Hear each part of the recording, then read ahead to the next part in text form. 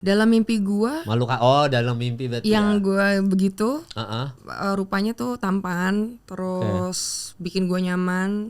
Ya, jadi gue nyari-nyari mulu gitu. Jadi gue pengennya tidur mulu untuk ketemu dia gitu. Oke, dan sampai dalam tanda kutip hamil gak sih? Hamil.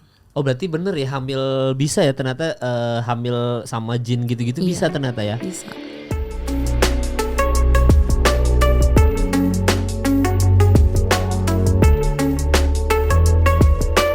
Di studio ini kedatangan Erika, gokil. Erika ini sebenarnya gua tuh guys dari lama udah kenal sama Erika. Gue dulu pernah deket sama teman Erika dulu banget.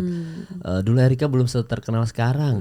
Sekarang terkenal banget. Aduh. Dan lu sibuk banget kan? Kalau gua lihat dari Instagram lu, nanti ada di New York, nanti lagi riding naik motor gitu. Terus nanti ngumpul sama teman-teman lu, circle lu gitu.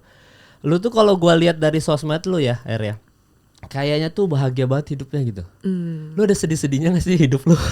Ya ada lah, pasti nggak mungkin lah. Emang gue robot. Masa sih? Ada Nggak, sedihnya. sedih lu apa sih, Er? Ya sedihnya ada lah pasti. Ya mau kecil atau besar, cuman kan mungkin nggak ditampakkan di sosmed. Jadi orang-orang nggak bisa ngeliat gitu. Nggak, gue mau coba menelaah deh. Lu kan kalau ngomongin soal cowok, semua cowok kayak suka sama lu gitu kan. Kayaknya kalau lu baca komen-komen, wih Mbak Er seksi banget, eksotis, segala macam gitu. Circle lu juga oke-oke semua gitu. Lu jalan-jalan terus, syuting film. Kayaknya soal kesulitan uang tuh nggak ada gitu. Apa? Sedih lu apa?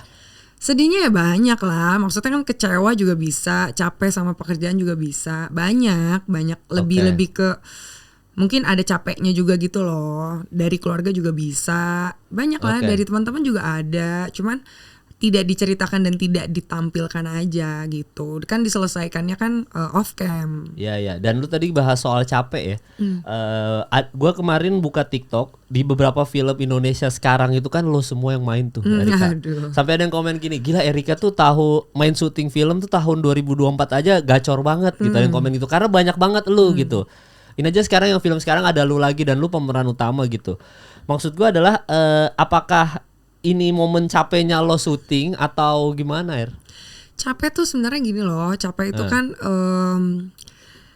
waktu saat syuting atau saat kerja deh ya, nggak usah syuting deh. Waktu kita saat kerja kan mungkin ada beberapa di luar dari pekerjaan yang bikin kita capek juga gitu loh. Dari ada pengaruhnya juga itu loh yang bikin kepikiran. Apalagi kan gue di sini kan seni peran. Iya. Kelihatan gitu kalau dari kamera mukanya lagi bad mood atau apa itu kan lumayan berpengaruh juga kan. Jadi itu kadang gue sangat membutuhkan support itu dari luar pekerjaan, dari teman-teman, dari pasangan, dari keluarga. Nah kadang tuh dampaknya dari sini gitu, dari lingkungan luarnya. Iya Jadi itu. capek. Jadi udah kerjaan capek di luar juga nambah pressure lagi. Iya, pikirannya jadi banyak banget. Iya. Nikah deh, Er, bener. Nikah ya. Solusinya nikah ya. Nggak juga sih, nikah kadang-kadang bisa tambah masalah lagi. Pinter-pinter aja sih. Nah cuma memang kalau lu pribadi biasanya kalau udah capek kerjaan, lu kan ada podcast juga kan, gitu-gitu. Istirahatnya apa sih, healingnya apa sih? Jalan-jalan naik motor itu? Jalan-jalan ya. Naik motor itu salah satu hobi gue sih. Gue happy banget. Ketemu teman-teman juga happy banget. Oke, yang ke New York kemarin ngapain? Itu jalan-jalan aja, liburan sama keluarga sama manajer aku juga. Oh itu tuh liburan aja ya, berarti self reward lah ya setelah kerja-kerjanya liburan gitu. Dan lu dibandingin dulu sama sekarang, lu bersyukur gak sih Er jadi yang kayak sekarang nih kan 2 juta followers ini ketimbang yang dulu waktu gua kenal sama lu kita di karaokean di Kemang. Itu tuh lebih sudah mengembirakan gak, maksudnya ini yang lu cari selama ini selama karir lo atau enggak gitu? Kalau ngomongin karir iyalah, ini salah satu pencapaian. Maksudnya ya nggak kepikiran juga dari kita karaokean di Kemang tiba-tiba gue. Iya itu rame banget kita dulu ya. Lu deket sama cowok, gue deket sama teman lu ada. Terus. Iya jadi tiba-tiba ada di posisi ini ya happy banget. Maksudnya berarti hidup gue udah lumayan ada tujuannya gitu loh. Cuman kan nggak cukup sampai di sini, masih panjang lagi, masih banyak yang belum kecapean gitu. Ya kalau lu bedah diri lu sendiri gitu ya, kenapa lu sekarang bisa ada di titik ini Er? Apakah karena pertemanan yang benar gitu? Maksudnya lu temenan sama circle yang benar sehingga lu ketemu production house atau produser gitu. Apa yang bikin lu sampai ke titik sekarang gitu? Sebenarnya manajer aku tuh salah satu faktor utama sih. Jadi memang dari awal aku ketemu sama manajer aku itu udah lama banget. Jadi kita tuh temenan. Dari yang kita karaoke di Kemang tuh udah temenan. Cuman dulu itu bedanya aku lebih suka memilih main. gitu. Jadi disuruh casting males, disuruh ini males, suruh kerjain kayak gitu itu males, pengennya main terus, main gitu. Cuman makin bertambahnya umur kan manajer aku juga dia untungnya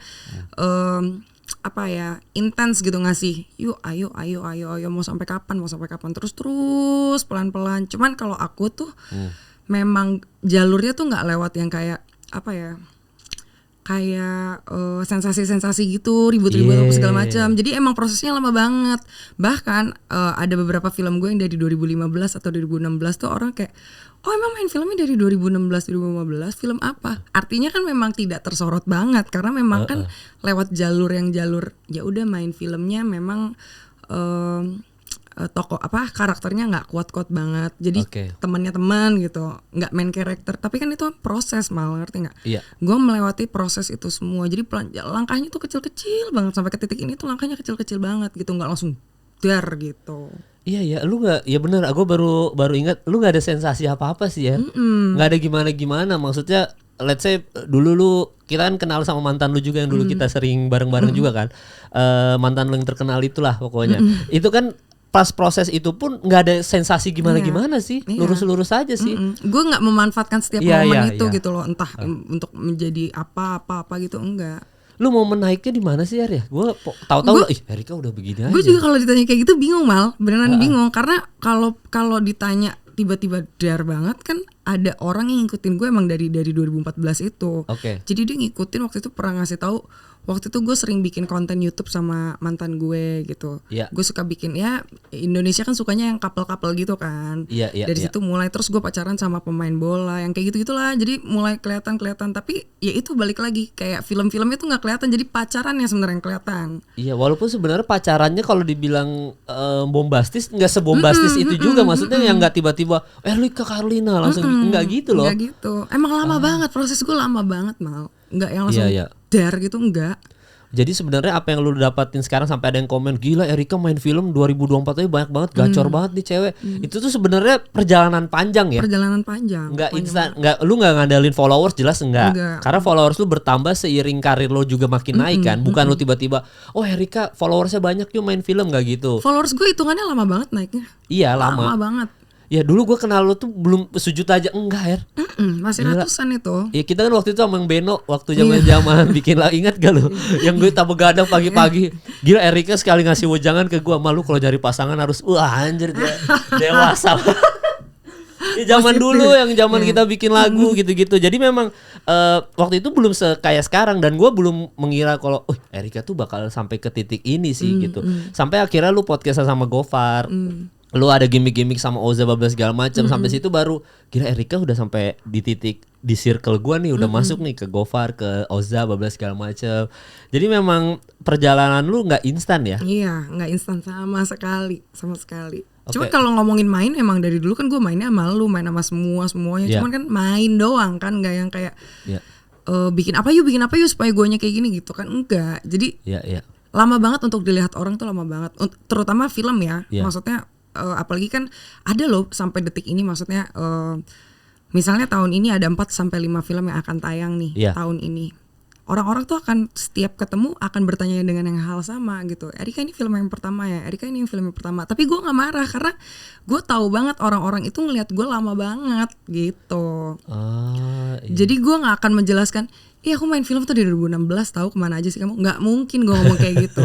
Karena bukan salah mereka juga ya, salah di guenya, karena gue tidak meledak gitu. Ya tapi 5 film yang anjing juga ya. Enggak, tapi memang ada satu film kita nggak bisa bahas di sini sih. Tapi gue tahu netizen pasti kenapa nggak bahas ini bang gitu. Dan gue yakin ini PH sebelah juga malah ada promo film ini ya. Siapa pemainnya? Erika. Oh ya.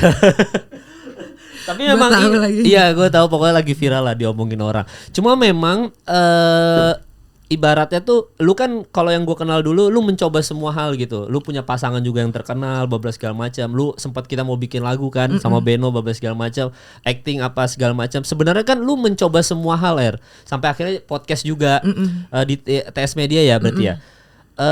Itu tuh berarti karena lu multi talent, apa lu gue sikat aja deh, yang penting mana yang gue seneng aja gue hajar aja deh gitu. Karena gue realistis sih Mal, kan ada orang idealis, gue realistis. Jadi beberapa kali gue juga sempet, gue cerita sedikit ya, gue punya pengalaman ketemu sama seseorang, gue nggak bisa sebutin namanya, di dunia perfilman juga. Dia juga ngatain kalau dia mengatakan bahwasannya gue itu bukan aktris gitu, karena lo kan lo tuh selebriti gitu, lo tuh bukan aktris, lo selebriti.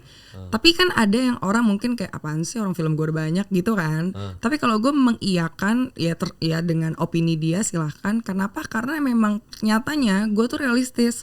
Gue bukan hanya into film banget, maksudnya gue nggak fokus pada film aja, tapi gue pada semuanya gitu loh. Gue ngambil host, gue ada podcast, gue nyanyi iya juga. Jadi yang mana yang menghasilkan gue terima semua gitu loh. Sedangkan ada beberapa yang memang dia film banget, hidupnya untuk film, dia nggak akan terima itu semua gitu loh. Jadi hidupnya terpaku pada film gitu. Oh, dan itu lu tidak terganggu dengan komentar-komentar itu ya? Kayak udahlah, fuck it lah gitu. Awal-awal sih ngerasa kayak apa gue nggak pantas di film ya. Awalnya gitu. Cuman gimana ya? Nggak bisa dipungkiri juga sih. Gue lebih suka dibilang, beberapa kali gue bilang kayak gue suka disebutnya entertainer gitu loh. Entertainer itu kan ya menghibur semua orang kan. Cara menghiburnya entertainer tuh luas loh. Nyanyi, ya enggak. Terus juga podcast, terus main film, nari, itu kan semuanya. Ya whole package ya. Sebagai Erika Carlina kan maksudnya semuanya. Iya karena memang lu gila, gue kaget banget. Lu tuh multi talent banget kalau dilihat sama semua orang ya. Film lu tadi lu sebut udah banyak, dan itu gue tahu bahwa Erika Carlina banyak banget. Podcast lu jalan juga, viewers juga banyak gitu. Terus habis itu konten-konten lu nyanyi juga jalan gitu. Plus lu kan kadang-kadang suka datang yang kita ketemu di FIBA World Cup gitu-gitu. Masa lu nonton basket juga apa segala macam. Lu as a influencer juga tetap jalan gitu. Lu nge-manage semuanya gimana, Maksudnya yang penting lu seneng aja udah. Itu pertama, gue enjoy, gue seneng, iya. Itu kan basket juga salah satu hobi gue juga kan. Tapi menghasilkannya itu loh, Mal. Kita ngomonginnya jangka waktu yang panjang deh. Karena gue mikirnya kayak di antara dari semua ini mungkin akan ada satu yang redup. Misalnya, ya kan, ngerti kan?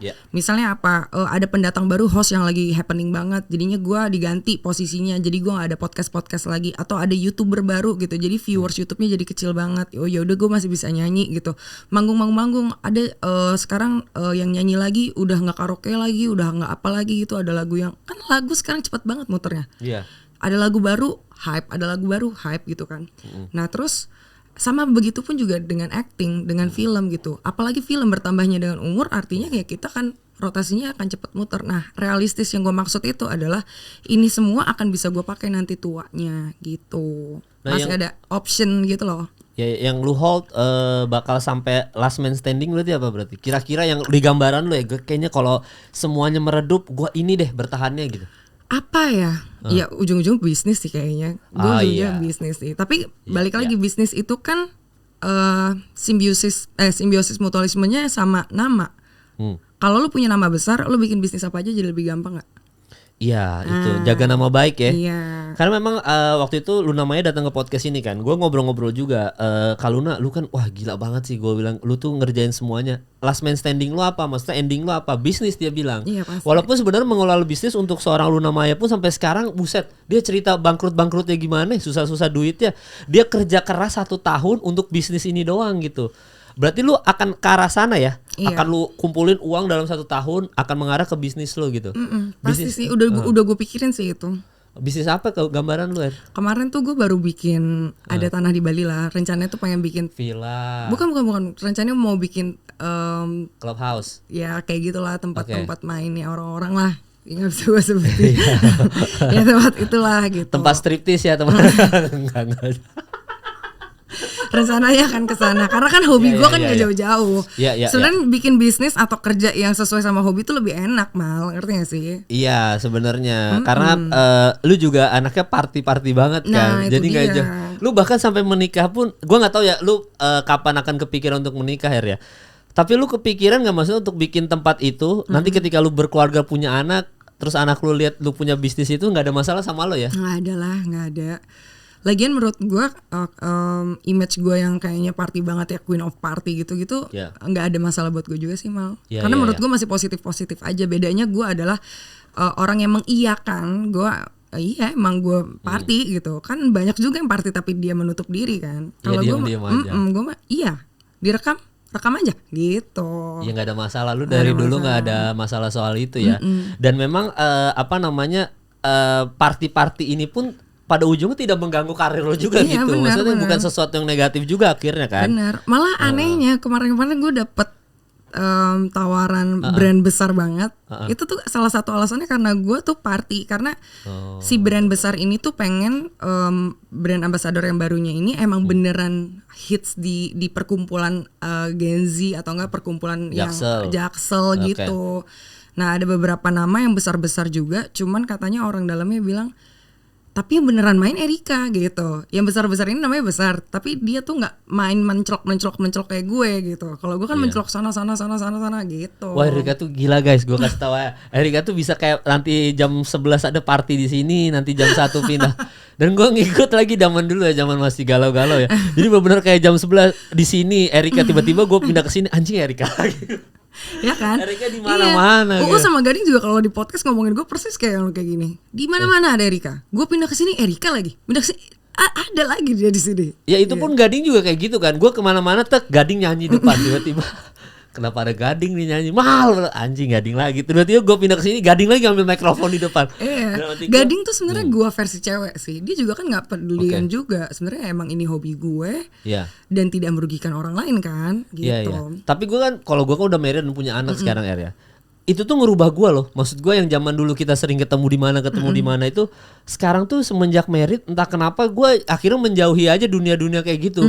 Gue jadi lebih bener. Abis itu sama anak gue juga jadi banyak main sama anak. Hidup gue gini-gini aja jadinya podcast pulang main sama anak gitu.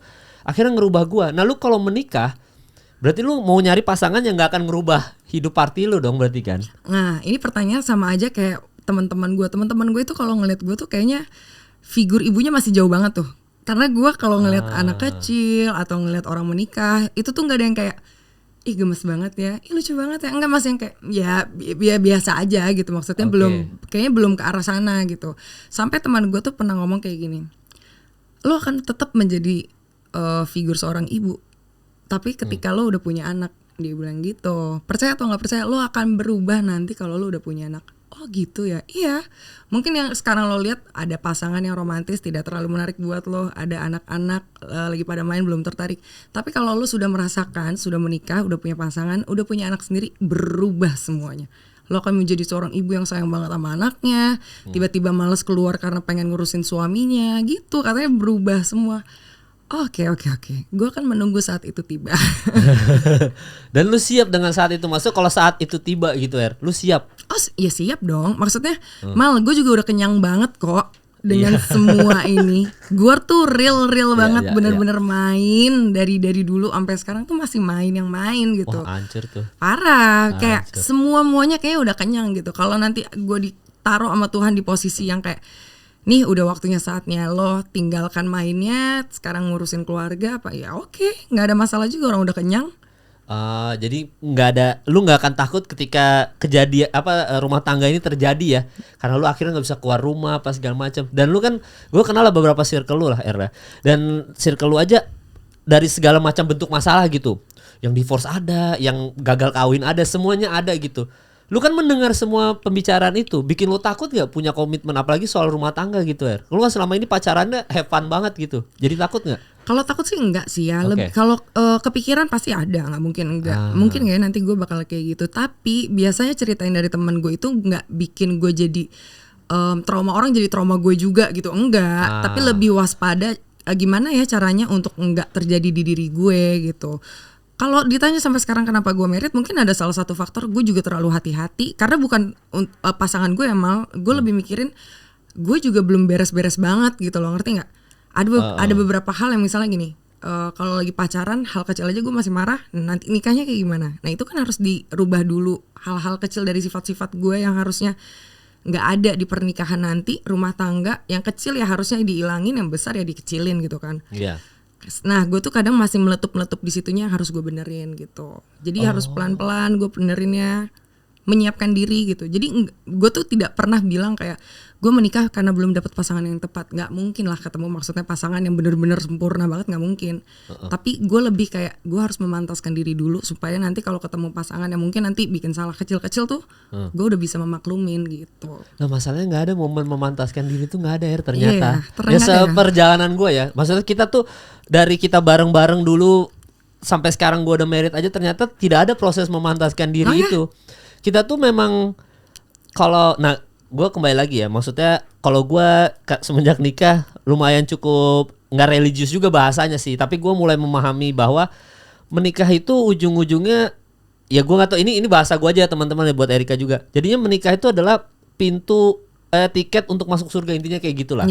Jadi kalau dibilang kapan kita harus memantaskan diri, ternyata nggak ada momen itu. Sampai menikah pun kita kan tetap punya sifat jelek itu, tapi semakin kita sabar, semakin itu ujian kita untuk masuk surga. Kan ibaratnya kalau misalkan kita mau nilai bagus di sekolah aja, kita kan belajarnya susah kan. Gak mungkin kita dapat 100 dengan mudah gitu. Gak kita tiba-tiba tidur main PS doang, main PlayStation, tiba-tiba party besok ngerjain soal matematika ranking 1, gak mungkin kan. Semua tuh ada prosesnya belajar. Nah rumah tangga itu tiket masuk surga menurut gua.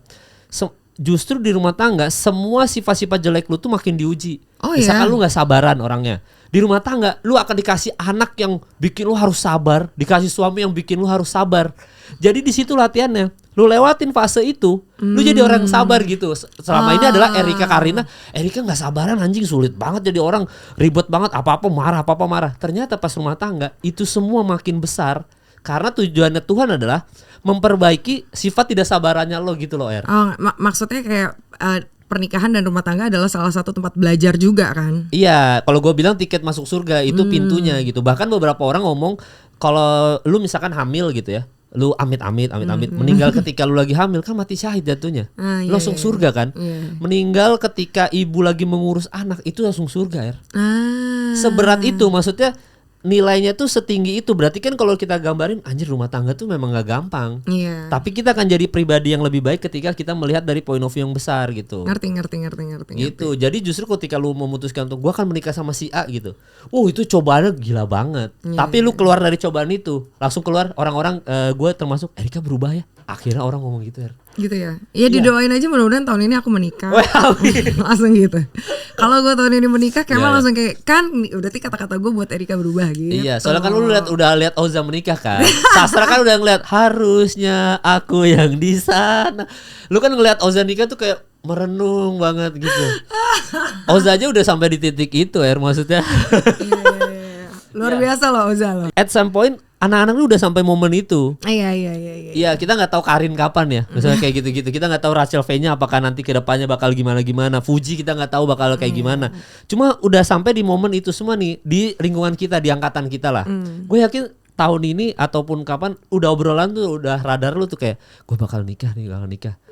Tapi target lu nggak ada ya berarti ya? Target nggak ada sih, dari dulu targetnya nggak ada.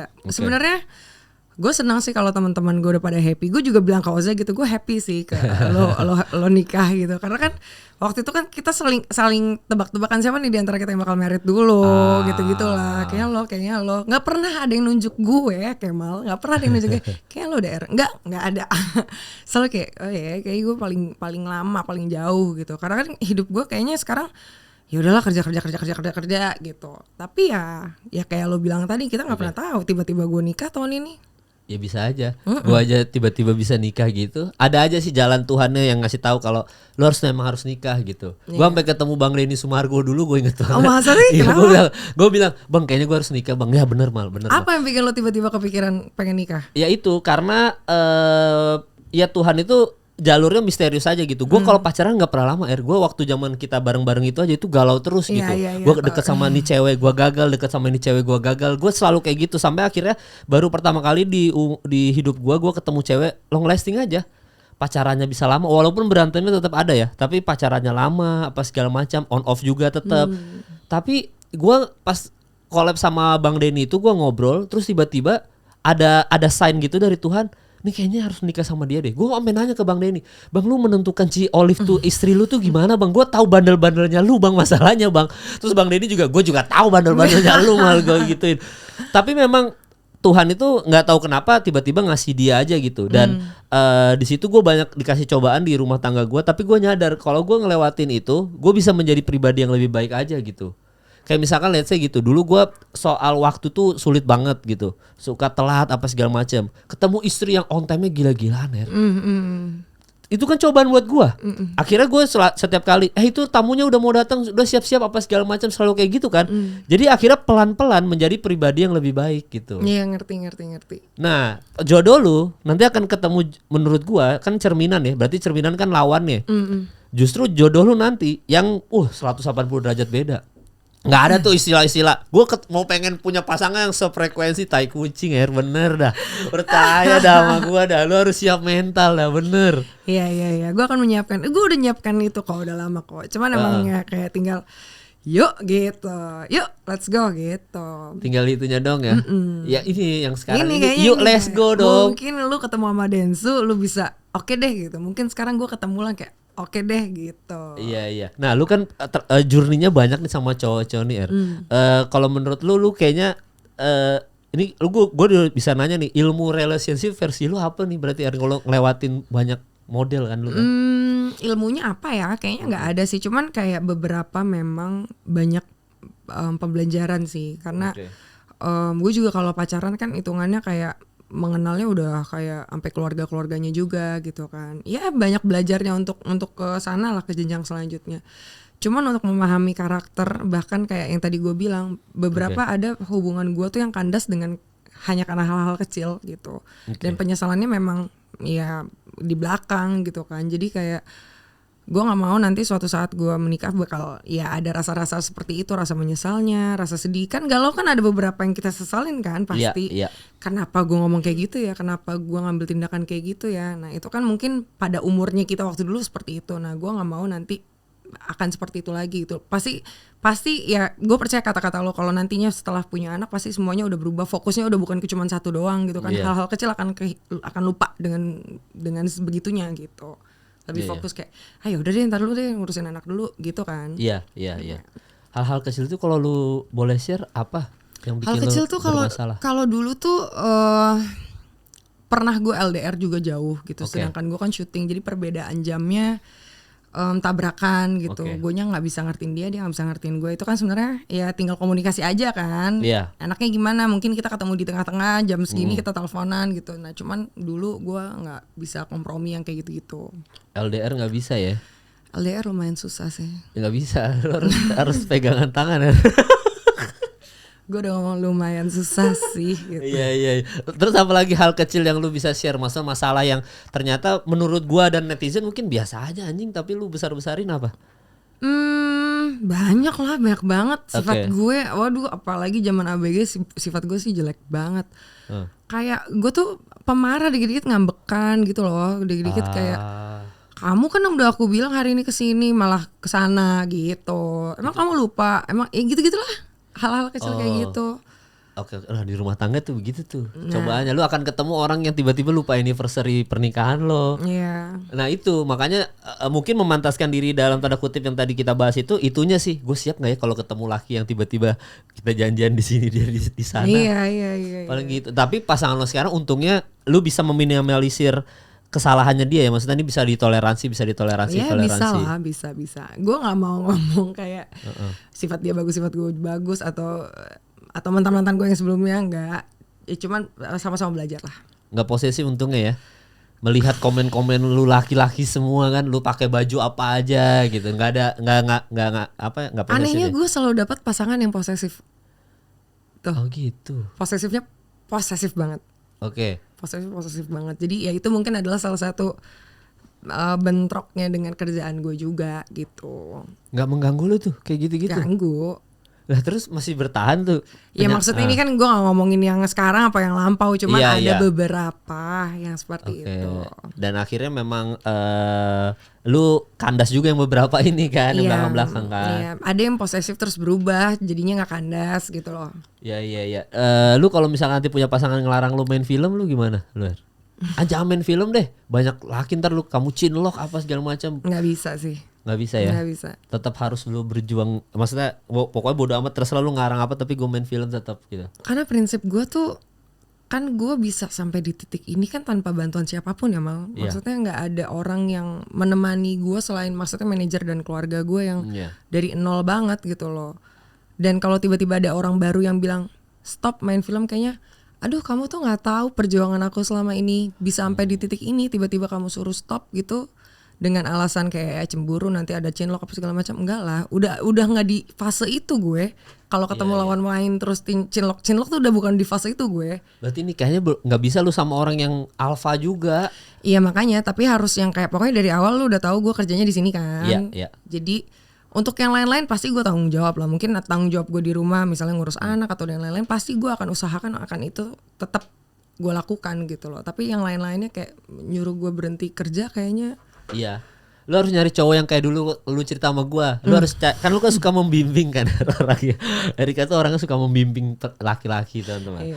Lalu lu kan suka membimbing kayak ke sini dong yang bener tuh gini, yang bener tuh gini segala macam. Kayaknya lu harus nyari cowok kayak gitu sih emang. Lu tuh ngomong.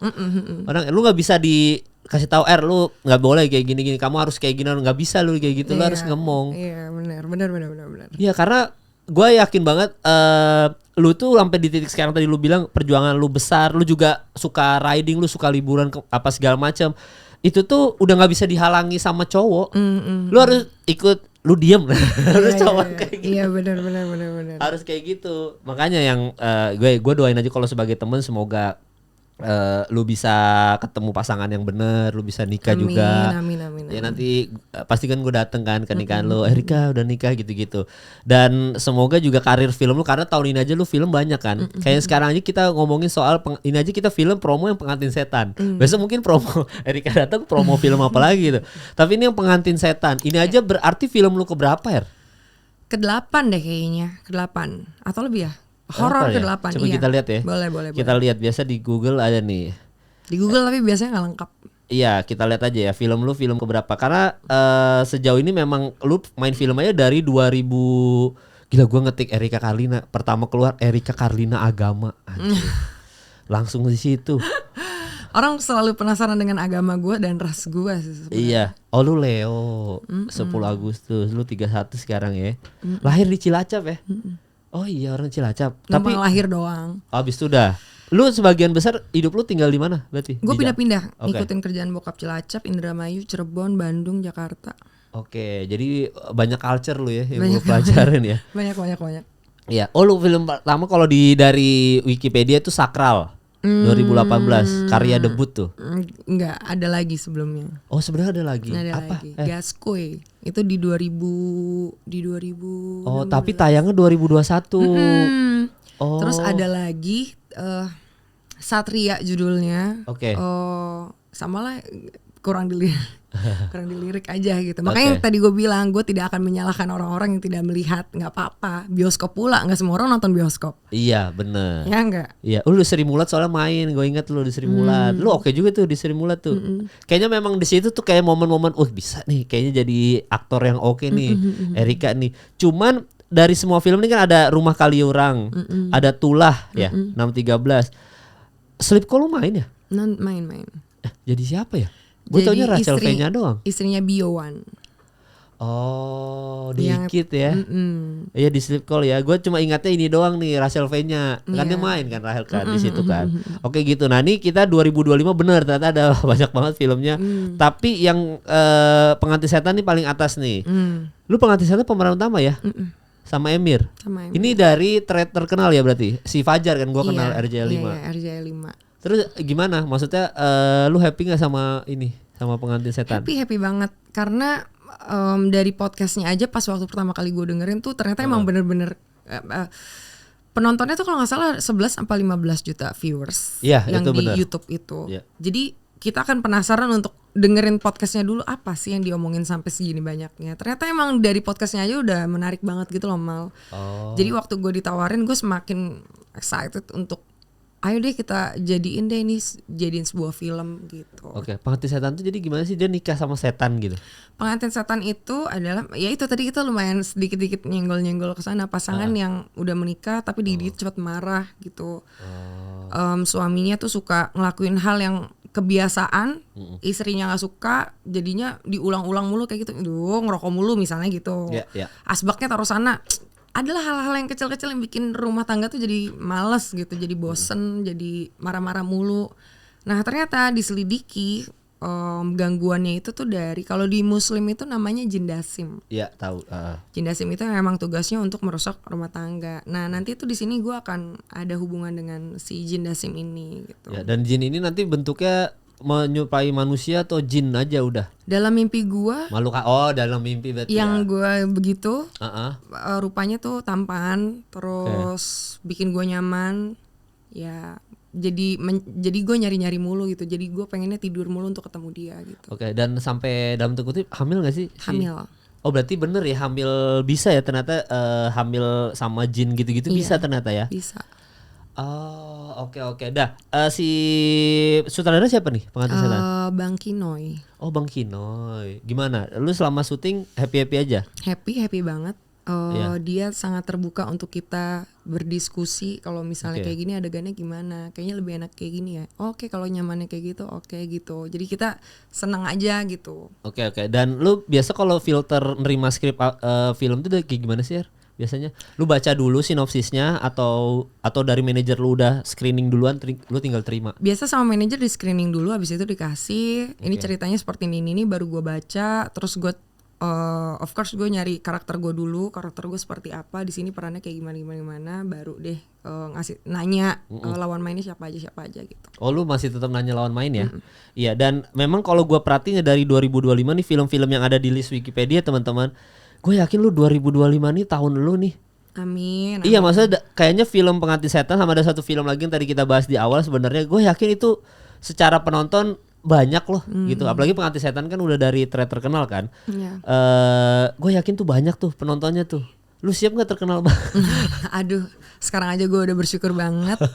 Tapi sebenarnya apapun sih rencana Tuhan nanti ke depannya, pokoknya gue udah ngejalanin sesuai track gue yang walaupun lama banget. Jadi gue kalau nanti dikasih hadiahnya besar banget sama Tuhan, berarti ya ini hasil dari gue konsisten aja gitu. Kan gue bisa capek juga mal kadang kalau misalnya stuck di sini-sini aja. Aduh kok gue sini-sini doang sih, kok gue karakternya cuma dapet ini doang, peran pembantu doang gitu kan. Ya gitu-gitu lagi. Banyak loh gue dapet peran-peran yang kayak capek, direndahin mulu gue, gitu-gitu banyak.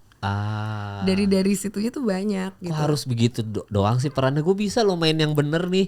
Sri Mulat termasuk main yang bener loh. Iya. Karakter itu udah tuh. Walaupun kita tidak bisa menghilangkan dalam tanda kutip keseksiannya Erika ya. Iya, pasti kayak tetap nggak bisa, lu harus tetap kayak gitu karakter lu. Nggak bisa, tapi itu termasuk main peran loh udah. Gitu. Lu bahkan capeknya karena nerima karakternya kok gue ditawarin begitu lagi, adegannya harus di kasur lagi, harus ada sebenarnya hubungannya. Nggak ke situ sih dulu tuh gue lebih capeknya gini, gue dapat peran tuh yang nggak terlalu penting banget juga, tapi kan itu proses yang nggak mungkin tiba-tiba gue langsung dapat peran yang bagus, karena gue sadar diri juga gue belum siapa-siapa, jadi dapat peran aja di satu judul tuh gue udah happy banget dulu sama manajer gue, sampai nggak mikirin dapat budgetnya berapa, yang penting gue bisa main film gitu dulu ya.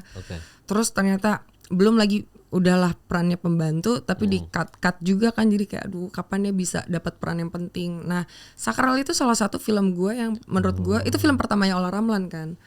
Nah itu tuh menurut gue adalah karakter gue yang paling pertama kali dar gitu. Gue dapat peran antagonis, main karakter tapi gue antagonis, jadi gue tuh kayak film Susana gitu, gue manusia tapi setan, jadi gue berubah terus gitu.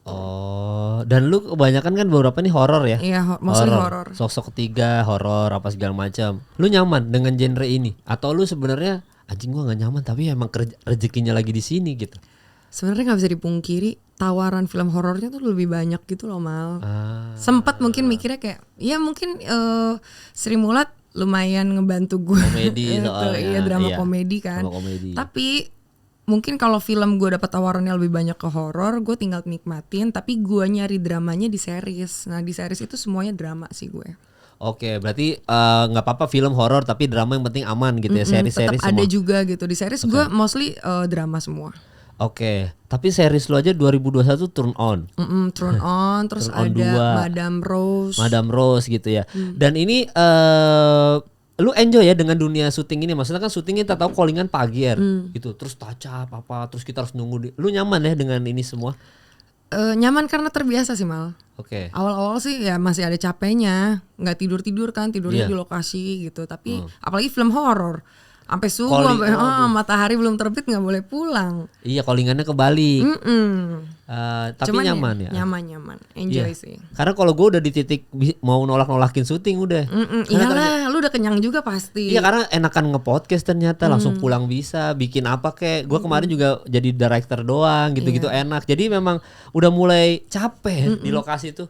Gue punya temen Ge Pamungkas kan, dia tuh sampai di momen udah gue capek aja suntik tuh. Kemarin gue nonton di Jogja, dia stand up spesial.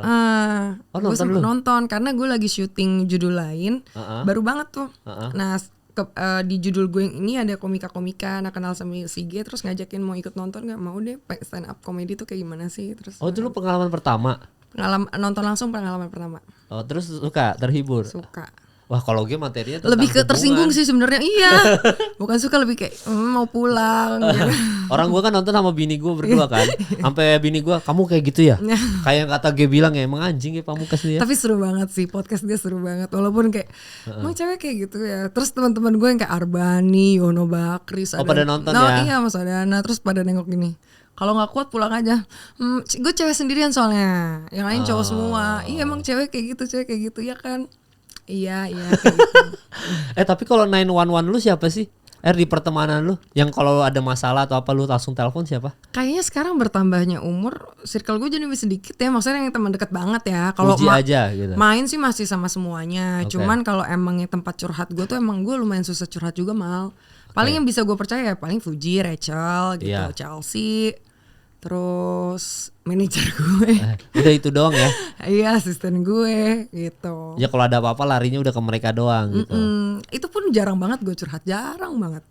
Lu kalau ada masalah mendem aja udah? Enggak, gue pikirin dulu abis itu baru curhat. Bukan yang gak curhat, tapi kayak nanti kepancing dikit. Iya kemarin gue sebenarnya ini baru gitu. Bukan yang ada masalah langsung, gue lagi ada masalah nih, enggak. Gue iniin dulu, gue serapin dulu kenapa baru gue cerita. Di lokasi ada masalah nggak pengantin setan? Aman-aman aja? Aman-aman aja sih so far. Seru banget syuting sama pengantin setan tuh, walaupun film horor kita kebanyakan seneng-senengnya. Oh iya, Emir ya, sama Emir juga seru ya. Wah seru banget sih Emir. Scene paling berat apa? Yang lu bisa share yang nggak spoiler ya? Scene kamar mandi sih kayaknya. Kalau teman-teman udah pada nonton yang premier kemarin. Ya udah tayang malah. Ini kan kita hari kedua tayang nih. Oh iya. Iya, hari kedua tayang. Kalian pasti ingat scene kamar mandi.